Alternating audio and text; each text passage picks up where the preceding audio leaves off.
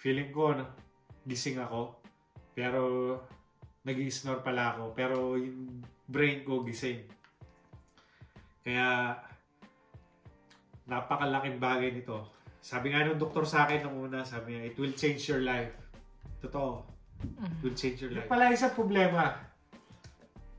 Wala sa mga lalo na sa mga Pilipino, walang nag-a-advocate ng sleep apnea treatment.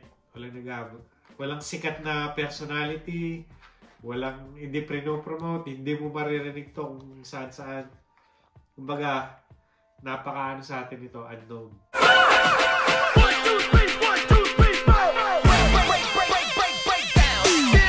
Ito. CPAP machine. Explain ko sa inyo kasi alam ko maraming lalo na sa mga Pilipino maraming hindi aware dito pero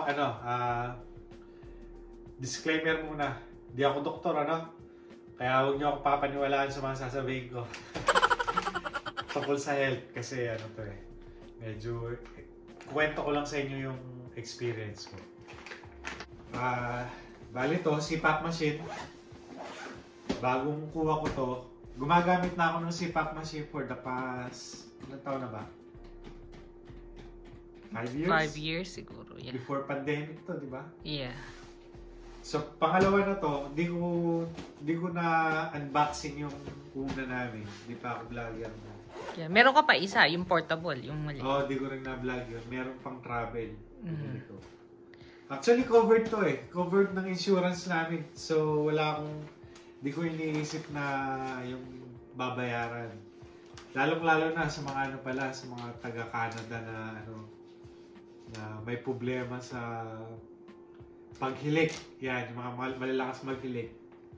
Kasi maraming hindi aware.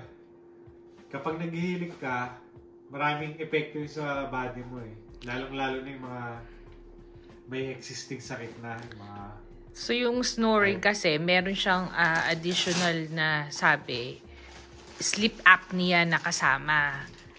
So, yung mga iba, kahit na hindi nag-i-snore sila, wala silang sleep apnea. Kasi minsan, ako din, pagka pagod, diba, nag-i-snore ako. Pero, nag-test ako, wala akong sleep apnea. Hindi naman nag-i-snore Yung snore mo kasi lang, napaka-minor lang. Yung ganun lang. Hindi snore yun. Kadalasan sa mga Pilipino, yung snore na ayaw magpatulog ng katabi. O kaya yung nanginginig yung kwarto sa lakas ng Well, ang main principle kasi ng snoring, my dear, yung natutulog ka, yung mga fats mo tsaka muscle mo sa leg, nagre-relax. So, yung daanan ng hangin, re-restrict. So, yun ang epekto ng snoring. Nahihirapan ka para ka sinasakal. Actually, sinasakal ka talaga. Kaya kulang ang oxygen mo sa katawan habang natutulog. So, yun ang problema ko noon. Napaka-babaw ng tulog ko. May problema talaga ako sa tulog noon. Unang-una, sabi nga, nag-i-snore ako, malakas. Pangalawa, lagi akong nagigising. Like every 30 minutes, ko dahil nagigising ako. Tapos lagi rin ako nagsisiyar. Yun yung mga sign na may sleep apnea ka. Kaya ka nagigising, kulang ang oxygen mo sa brain. Ginigising, yung katawan mo ginigising ka para huminga. Ang problema, pag nagising ka na, mahirap na bumalik sa tulog. Kasi nga, imagine mo, sinasakal ka. Kunwari ngayon, ayan, sakalin mo ako. Siyempre, anong mangyayari sa akin? Kulang sa oxygen. Yung katawan mo, siya. Flight and fight mode. So, ganun ang nangyayari pag natutulog ka. Adrenaline rush, lalo kang magigising. So, ganun ang nangyayari pag naghihilik ka. Ang problema lang, nagiging nakakasanayan mo na. So, yung katawan mo nag-a-adjust. Pero, sa totoo lang, hindi ka well rest. So, ang isang sign niyan is yung lagi kang inaantok pag nag-drive. Nasa traffic light o kaya sa traffic, naantok ka bigla. Pangalawa, yung pagtapak ng alauna alas 2, antok na antok ka. Yan, yun yung mga severe sign ng sleep apnea. Kailangan nyo magpa-check. Kasi libre naman dito eh. Magpa-check kayo. Sabihin nyo lang sa family doctor nyo na malakas ka maghilik, ganun. Ipitest ka nila. May separate na doktor doon. Separate na clinic. Tanungin nyo lang yung family doctor. For sure, meron silang mga marirefer na mga clinic tungkol sa sleep apnea. Eh, lalong-lalo na sa atin na taga dito. Libre naman eh, di ba? For sure, covered ng insurance nyo to. So, sayang. So, ito yung CPAP machine ko. ResMed AirSense 10 ang model niya. Maraming klase yan. Napakaraming klase. Iba-ibang brand, iba-ibang design. So, ito lang yung kinuha ko. Dahil ito na yung nakasanayan ko. Actually, may AirSense 11 na eh. Kaya lang, wala naman pinagkaiba. Ano lang, itsura lang. So, pinaka-bago is AirSense 11 Yeah, na model. May mga ibang brand din. May Philips, may Samsung, may Nokia. Iba-iba. May Ericsson. Yung mga price range nila. Ito, ang alam ko, isa to sa mga pinakamahal. Dahil isa rin sa reason na kinuha ko to dahil pinakamahal siya eh, libre naman. Bakit hindi? 2,100 pa? Hindi, ang set nito is nasa 2,300 eh. Pwede ka kumuha ng ibang brand, nasa 1,500, 1,200. So, chinek ko yung insurance ko. Covered naman siya. So, kinuha ko na yung pinakamahal. Ito siya. So, ang wala lang nito yung tubig dito. So, nasa taas yun. Tapos, ito, supply ko to. Umorder din ako. Ano to? Airfit N30. Ito yung mas. So, bagong model nila, N30. Ang gamit ko talaga, N20. So, pakikita ko lang sa inyo. Ito. Kapag pala tinest kayo, ipapagamit sa inyo yung CPAP machine, ititest kayo. I-check yung oxygen level nyo pag natutulog. So, ipapahiram sa inyo ang CPAP machine, tsaka nila i-analyze yung sleeping habits nyo. Maraming klaseng pag-test. Yung alam ko yung mga iba, may camera pa eh. 2 days, 3 days. Yung iba naman, ano lang, yung sa ilong lang, tsaka yung oxygen, ititest. Tsaka heartbeat. So, yung ganun yun sa akin. Tapos wala. 2 beses pa, di ba? Yeah. Yun nga. Dahil nga libre, pinatest na rin namin si Marie. Kaya, why not, di ba? Lalong-lalo na, advice ko sa inyo. I-advise ko sa inyo na huwag kayo maniwala sa akin kasi hindi ako doktor. Pero yung mga may ano na, existing na high blood, pag tumataas ang high blood nyo, pag may cholesterol kayo, mataas ang cholesterol nyo, mga normal na sakit ng mga Pilipino, pa-check din yung ano nyo, yung sleep apnea nyo.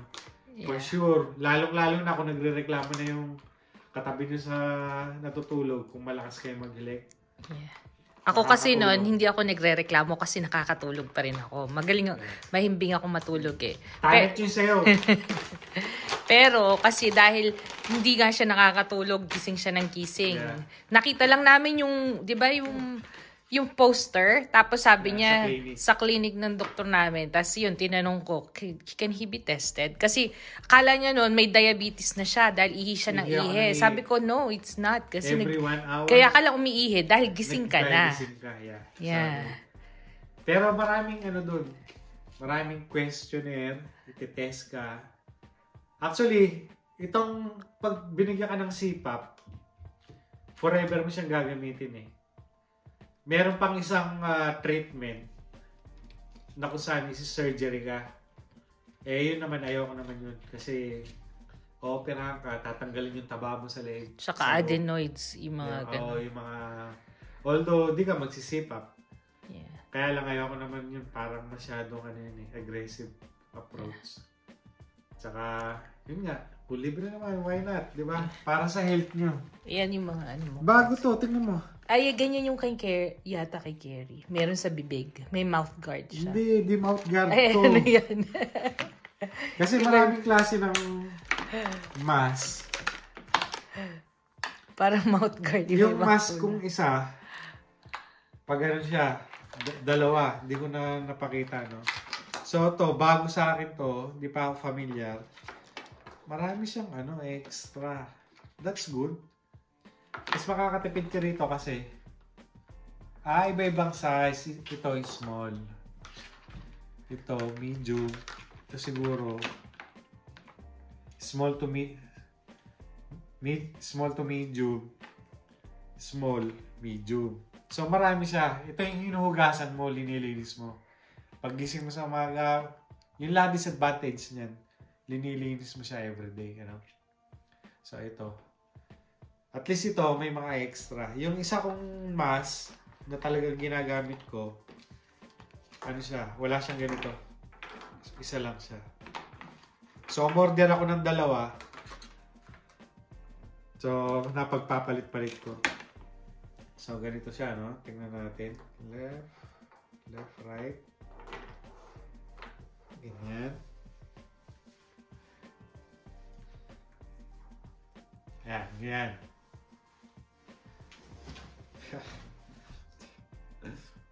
Yan, medyo hindi siya, napaka-inconvenient niya, no? Tatapatin ko na kayo. Napaka-inconvenient niya, lalong-lalo na sa mga baguhan. Sineset mo bago ka matulog, tapos meron aparatos sa mukha mo habang natutulog. Pero it's all worth it kasi para sa health mo. Tsaka yung tulog ko, iba na talaga.